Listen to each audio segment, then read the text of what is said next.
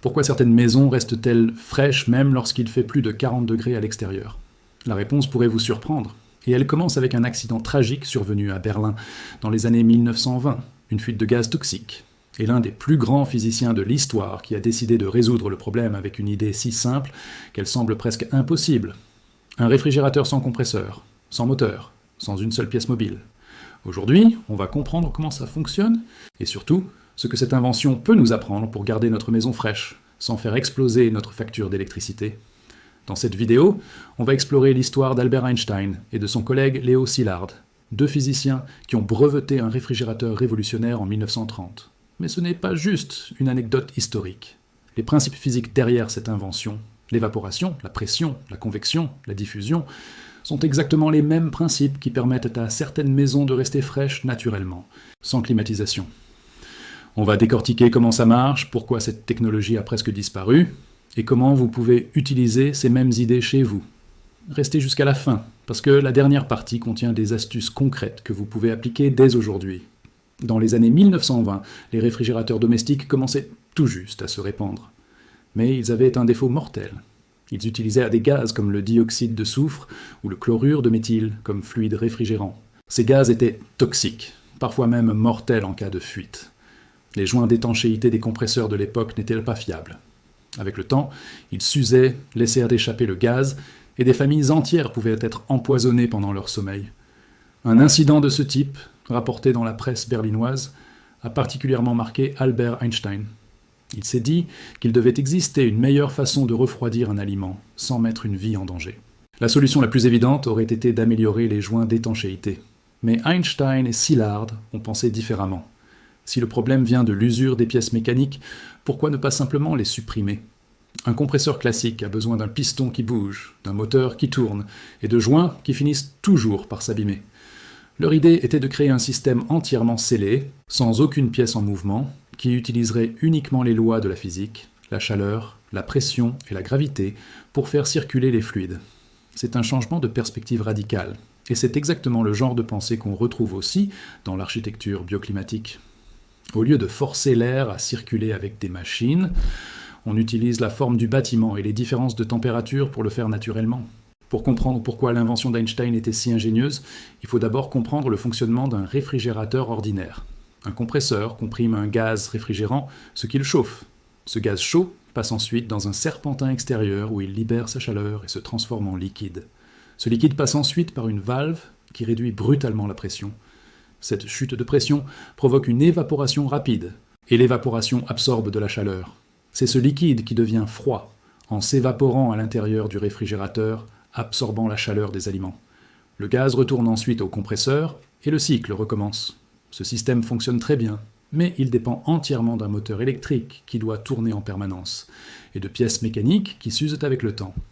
Le réfrigérateur d'Einstein et Szilard utilisait un principe différent, appelé absorption. Au lieu d'un compresseur mécanique, le système utilise 3 fluides différents, généralement de l'ammoniac, du butane et de l'eau, enfermés dans un circuit hermétique. La chaleur, provenant d'une simple flamme ou d'une résistance électrique, remplace le travail du compresseur. Cette chaleur fait bouillir un mélange, ce qui sépare les fluides. Le gaz ainsi libéré se déplace naturellement vers une zone plus froide, où il se condense. Ensuite, grâce à des différences de pression de vapeur entre les fluides, le liquide s'évapore à nouveau dans la partie froide, absorbant la chaleur de l'intérieur du réfrigérateur. Tout ce mouvement se fait uniquement par gravité, par différence de pression et par diffusion. Aucune pompe, aucun piston, aucun moteur. Puisqu'il n'y a aucune pièce mobile, il n'y a aucun frottement mécanique. Cela signifie un fonctionnement complètement silencieux. Il n'y a pas non plus de joint qui peut s'user avec le temps, ce qui réduit fortement le risque de fuite. Le système est scellé une fois pour toutes à la fabrication. C'était exactement la réponse au problème initial d'Einstein. Un appareil fiable sur le long terme, sans entretien mécanique, est beaucoup plus sûr pour les familles. Cette fiabilité est d'ailleurs la raison pour laquelle ce type de réfrigérateur à absorption existe encore aujourd'hui, notamment dans les camping-cars et certains hôtels isolés, où le silence et la simplicité sont plus importants que l'efficacité énergétique maximale. Si cette technologie est si ingénieuse, pourquoi n'équipe-t-elle pas toutes nos cuisines aujourd'hui? La réponse est économique, pas technique. Dans les années 1930, Deux évolutions ont changé la donne. D'abord, l'invention du fréon, un gaz réfrigérant stable et beaucoup moins toxique que les gaz précédents, a résolu le problème initial de sécurité sans avoir besoin d'abandonner les compresseurs.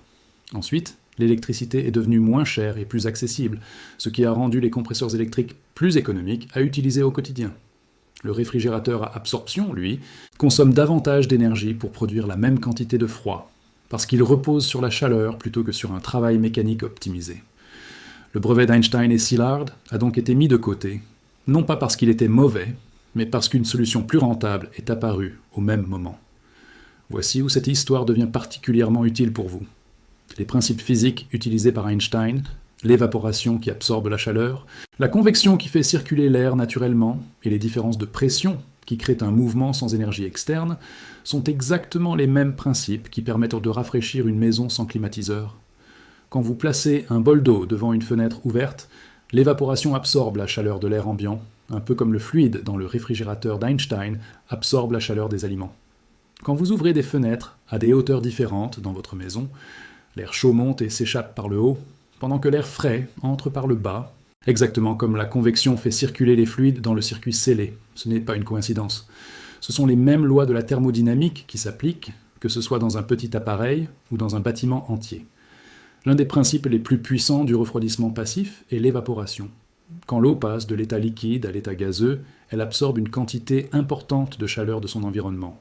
C'est exactement ce phénomène qui refroidit votre peau quand vous transpirez. Dans une maison, ce principe peut être exploité de différentes façons. Un tissu humide suspendu devant une fenêtre ventilée peut rafraîchir l'air qui entre. Une cour intérieure avec un bassin d'eau, typique de l'architecture méditerranéenne et nord-africaine traditionnelle, crée une zone plus fraîche qui influence toute la maison. Cette technique fonctionne particulièrement bien dans les climats secs, parce que l'air sec absorbe plus facilement l'humidité et favorise une évaporation rapide. En revanche, dans un climat humide, l'évaporation est beaucoup moins efficace parce que l'air est déjà chargé d'humidité et absorbe moins facilement l'eau supplémentaire. La convection est le mouvement naturel de l'air chaud vers le haut et de l'air froid vers le bas. Ce principe explique pourquoi les maisons traditionnelles à plusieurs étages, dans les régions chaudes, possèdent souvent des ouvertures en hauteur, parfois appelées tours à vent ou lanterneaux. L'air chaud s'accumule en haut et s'échappe par ces ouvertures, créant un appel d'air qui aspire l'air frais depuis les niveaux inférieurs, souvent plus frais parce qu'ils sont en contact avec le sol ou une cave. Ce mouvement continu se fait sans aucune machine, uniquement grâce à la différence de densité entre l'air chaud et l'air froid. C'est un principe ancien, utilisé depuis des siècles en Iran et dans d'autres régions arides, et qui reste pertinent aujourd'hui. Son efficacité dépend cependant de la conception du bâtiment, de la présence d'ouvertures bien placées et de l'orientation par rapport au vent dominant. Un autre principe essentiel du refroidissement passif est l'inertie thermique. Certains matériaux, comme la pierre, le béton ou la brique, mettent beaucoup de temps à se réchauffer et beaucoup de temps à se refroidir. Cela signifie qu'une maison construite avec des murs épais, en matériaux lourds, absorbe la chaleur pendant la journée, ralentissant son entrée dans les pièces intérieures, puis relâche cette chaleur pendant la nuit, quand les températures extérieures baissent. C'est pour cette raison que de nombreuses maisons traditionnelles en climat chaud et sec ont des murs très épais. Cette stratégie fonctionne particulièrement bien dans les régions où il existe un grand écart de température entre le jour et la nuit. Dans les climats où la chaleur reste élevée même la nuit, l'inertie thermique seule ne suffit pas, et elle doit être combinée avec la ventilation nocturne pour évacuer la chaleur accumulée. L'isolation thermique joue un rôle complémentaire à l'inertie. Alors que l'inertie retarde la propagation de la chaleur, l'isolation limite la quantité de chaleur qui traverse les murs et la toiture. Une toiture mal isolée peut laisser entrer une quantité importante de chaleur, surtout dans les climats très ensoleillés, parce que le toit reçoit le rayonnement solaire direct pendant la majeure partie de la journée.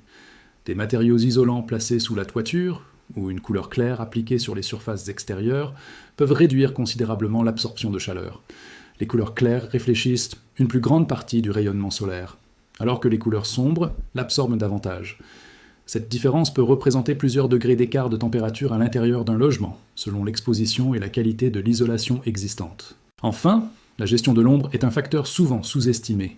Une fenêtre exposée directement au soleil pendant plusieurs heures peut transformer une pièce en véritable four, même si le reste de la maison reste correctement isolé. Des solutions simples existent, comme des auvents, des volets extérieurs, des stores ou même des plantes grimpantes placées stratégiquement. L'important est de bloquer le rayonnement solaire avant qu'il n'atteigne le verre, Parce qu'une fois que la chaleur a traversé la vitre, elle est beaucoup plus difficile à évacuer. C'est le même principe que l'effet de serre. La lumière traverse facilement le verre, mais la chaleur qu'elle génère a du mal à ressortir. Un simple rideau intérieur est beaucoup moins efficace qu'une protection extérieure, parce qu'il agit après que la chaleur soit déjà entrée dans la pièce. Voici quelques actions concrètes, inspirées des principes que nous venons de voir. Ouvrez vos fenêtres tôt le matin et fermez-les avant que la chaleur extérieure ne dépasse la température intérieure, généralement en fin de matinée. Ceci permet de profiter de l'air frais nocturne, tout en gardant la fraîcheur emprisonnée pendant la journée. Installez des protections extérieures sur vos fenêtres les plus exposées, comme des volets ou des stores, plutôt que de vous fier uniquement aux rideaux intérieurs. Si votre climat est sec, placez un récipient d'eau ou un linge humide près d'une fenêtre ventilée pour profiter du refroidissement par évaporation. Si votre climat est humide, cette technique sera beaucoup moins efficace, et il vaudra mieux privilégier la ventilation croisée entre deux façades opposées de la maison. Vérifiez également la couleur de votre toiture et de vos murs extérieurs si vous avez la possibilité de les repeindre. Des teintes claires réfléchissent davantage la chaleur solaire. Enfin, si votre logement dispose de pièces en sous-sol ou d'un espace ombragé au rez-de-chaussée, ces zones restent naturellement plus fraîches et peuvent servir de refuge pendant les heures les plus chaudes. Toutes ces techniques ne fonctionnent pas de la même manière selon le climat, l'orientation du bâtiment et le type de construction. Une solution efficace dans un climat sec et désertique peut être inutile, voire contre-productive, dans un climat tropical humide. C'est pourquoi il est important d'observer votre propre logement, sa position par rapport au soleil, ses matériaux de construction, et d'adapter ses principes à votre situation particulière. Pour résumer, Albert Einstein et Léo Szilard ont créé un réfrigérateur sans pièce mobile en réponse à un problème de sécurité bien réel. Leur solution reposait sur des principes physiques simples, l'évaporation, la pression, la convection et la diffusion, plutôt que sur la force mécanique d'un compresseur. Cette technologie a été mise de côté pour des raisons économiques, mais elle nous rappelle une vérité importante. Les meilleures solutions de refroidissement ne sont pas toujours les plus complexes ou les plus gourmandes en énergie. Ce sont souvent celles qui travaillent avec les lois de la nature plutôt que contre elles. Ces mêmes principes, appliqués à votre maison à travers la ventilation, l'isolation, l'inertie thermique et l'ombrage, peuvent réduire votre dépendance à la climatisation et vous faire économiser de l'énergie. Essayez ces idées progressivement, observez ce qui fonctionne dans votre logement et votre climat, et ajustez selon les résultats. Si cette vidéo vous a plu, abonnez-vous à Refroidissement Caché pour découvrir davantage de solutions intelligentes afin de garder votre maison fraîche et d'économiser de l'énergie.